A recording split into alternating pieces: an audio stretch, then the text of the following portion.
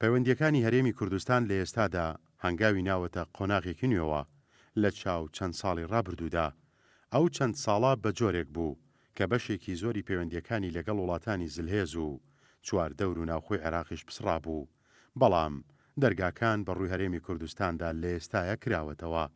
ئەم مامۆستای زانکۆیش دەڵێت کورد لە باشوور توانیوێتی لە نێوان ئەو ململانیانەی عێراق و ناوچەکەی گرتوێتەوە سیاسەتێکی دروست و هاوسەنگ لە نێوان یار و نەیار ڕابگرێت.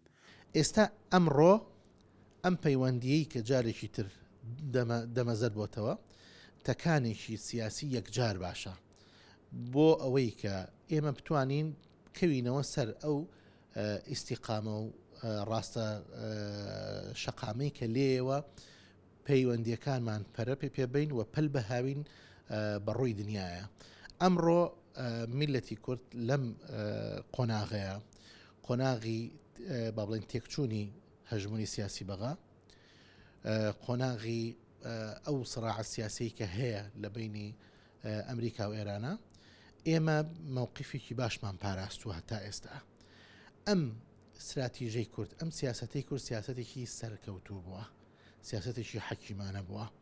لە ڕێگەی پەیوەندیەکانیەوە هەرێم دەتوانێت لە چوارچێوەی عێراقی فیدراڵدا بگات بە خواستە بەدینەهاتووەکانی خۆی بۆ گەیشتن بە ئامانجەنەتەوەی نیشتیمانیەکان، یەکگرتووی و یەک هەڵوێستی حیزبەکان دەبێتە بنەمای سەرکەوتن.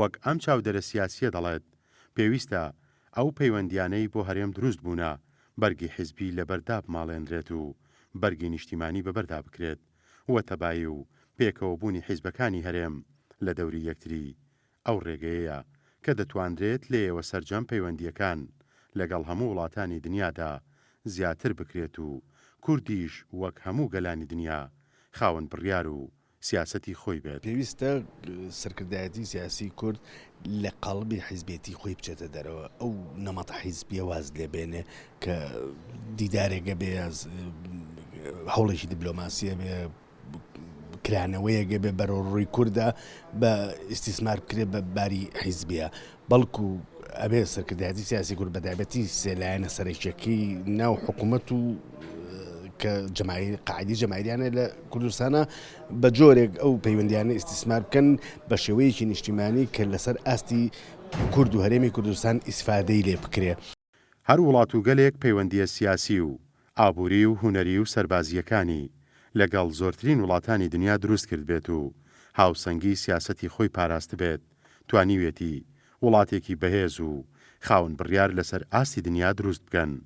بۆ ئێستای هەرێمی کوردستانیش زیاترکردنی پەیوەندیەکان چ لەسەر ئاستی ناوخۆ و وڵاتانی دراوسێ و وڵاتانی زلهێزی دنیا دەبێتە هەرێمێکی بەهێز و بڕیاردەر لە ناوچەی ڕۆژهەڵاتی ناوەڕاست و عێراقیش. پێشڕۆ مەجید، گەلی کوردستان، سلێمانی.